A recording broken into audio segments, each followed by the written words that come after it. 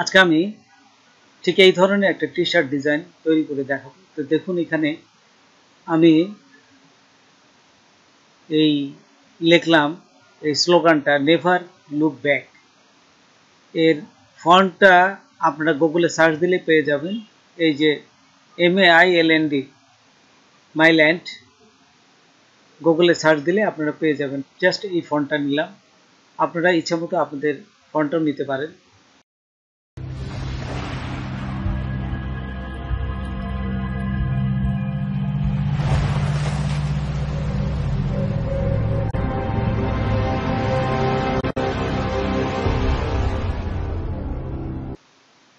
এইখান থেকে নেওয়ার পর আমি দেখুন এখানে জাস্ট এখন এটিকে এই ধরনের শেপে রূপান্তরিত করব। দেখুন আমি জাস্ট এটা নিলাম, এখানে নিয়ে এনটাকে যখন এটাকে আমরা এই যে আনগ্রুপ করব, এই যে এখান থেকে ক্রিয়েট আউটলাইন করে দিলাম, সবগুলো ক্রিয়েট আউটলাইন করার পর এই যে এনটাকে দেখুন আমি এখানে এই যে আনগ্রুপ করলাম, তারপরে আনগ্রুপ করার পর এটাকে আমি একটু বড় করে দিলাম, এই যে এখানে বড় হলো। তারপর এবং আরটাকেও বড় করলাম, এই যে এখানে টেনে আমি জাস্ট বড় করে দিলাম, এখানে জাস্ট সমান মিশিয়ে দেবেন আপনারা। তারপরে এই লুকের এলটাকে আমি এই পাশে বড় আকারে দিব।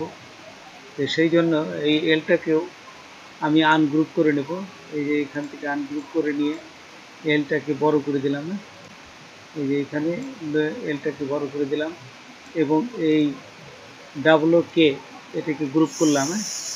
আচ্ছা, এখানে এই যে গ্রুপ করার পর দেখুন এটাকে টেনে নিয়ে আমি আর বড় করলাম, এটাকে জাস্ট গ্রুপ করে দেবেন, গ্রুপ করে তারপরে যে ব্যাকটাকেও আমি এখন এই যে বড় করছি, দেখুন আনগ্রুপ করলাম, আনগ্রুপ করে যে বিটাকে জাস্ট বড় করব, এখানে বড় করে দেখুন জাস্ট এইভাবে আমরা বিভিন্ন শেপে নেব এবং ACK এটাকে জাস্ট একটু টেনে পাশে নিলাম, নিয়ে এটাকেও সিটাকে বড় করব, এটাকে আবার আনগ্রুপ করলাম, এই যে আনগ্রুপ করার পর এখন সিকে আমি একটু বড় করব আর কেটাকে জাস্ট উল্টা দিকে ঘুরাই দেবো।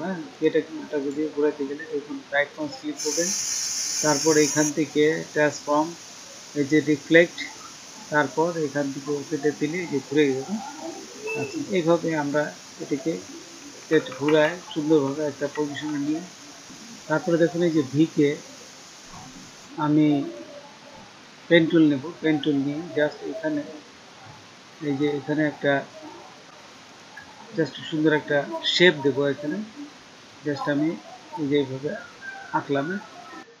এখানে এই পেন টুল দিয়ে এটা আঁকার পর এই যে এখানে দেখুন উইথ টুল, এইটা জাস্ট উইথ টুল ক্লিক করে যদি আপনারা এইখানে ধরে এই যে টান দেন তাহলে দেখুন একটা সুন্দর একটা শেপ তৈরি হবে।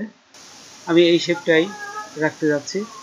তারপর এখান থেকে দেখুন এখানে হওয়ার পরে শেপটা সুন্দর করে আমি বড় করে দেখলাম যে এখানে যদি লাগাই দেবেন, একেবারে সুন্দর করে এসে যাতে লেগে যায়।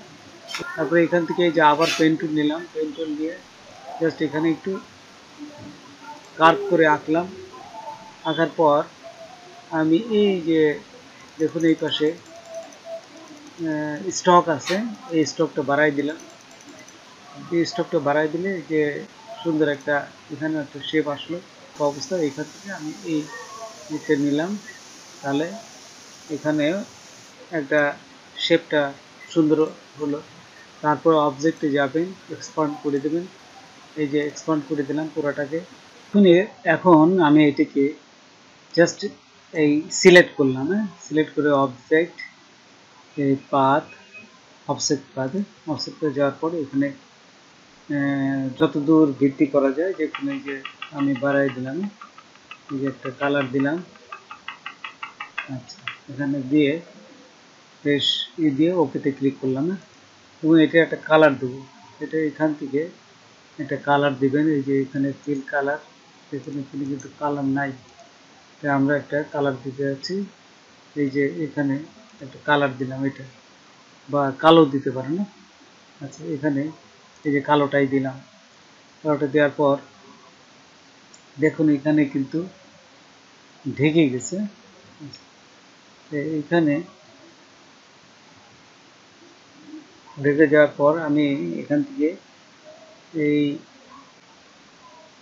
থেকে shift control F9 shift control F9 দিলে এই দেখুন এখানে আমার এই যে পাথফাইন্ডার আসছে, পাথফাইন্ডার ইউনিটি করে দিলাম। ইউনিটি কেটে দেওয়ার পর এখান থেকে কন্ট্রোল X দিয়ে কেটে নেব। কন্ট্রোল X দিলাম, এটা কেটে গেছে কিন্তু। তারপর জাস্ট এটা সিলেক্ট থাকা অবস্থায় কন্ট্রোল B দেব। কন্ট্রোল B দেওয়ার সাথে সাথে দেখুন নিচে করে গেছে কিন্তু এটা, ঠিক আছে। এখন কিন্তু সুন্দর একটা শেপে চলে আসছে। এই এখন যেখানে যেখানে বাদ আছে এটাকে আমি ভরে দেবো। এই যে এখানে বাদ আছে, এখানে বাদ আছে, এটাকে ভরে দিতে হবে। তো ভরে দিতে গেলে আমি এই যে পেন টুল নিলাম, পেন টুল নিয়ে জাস্ট এখান থেকে একটু ঠিকই আছে ঠিক করে গেলে এই যে এইটুকু নিলাম, এখানে নিলাম। তারপর এইখান থেকে দেখে গেলো যেখানে যেখানে এই ফাঁকা আছে, আমি ফাঁকাটাকে জাস্ট এখানে ভরে দিতে যাচ্ছি।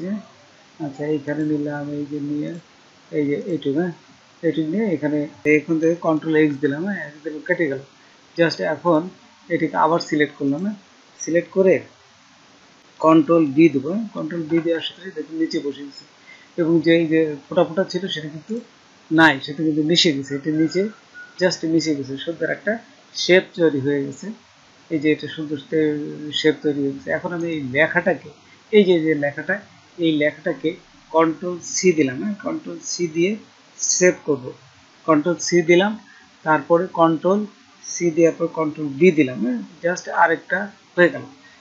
এখন এইটাকে আমি একটা কালার দিতে যাচ্ছি, সাদা দিলাম। এই যে হোয়াইট দিয়ে জাস্ট এটা অ্যারো চিহ্ন দিয়ে যদি আমি একটু ঘুরাই, এই দেখুন এটা হোয়াইট চিহ্ন চলে আসছে। কিন্তু একটু বড় করে দেখি, এই দেখুন এখানে কিন্তু আরেকটা শেপ চলে আসছে। এই যে এখানে আরেকটা শেপ চলে আসছে, এটা হোয়াইট দিয়ে দাও।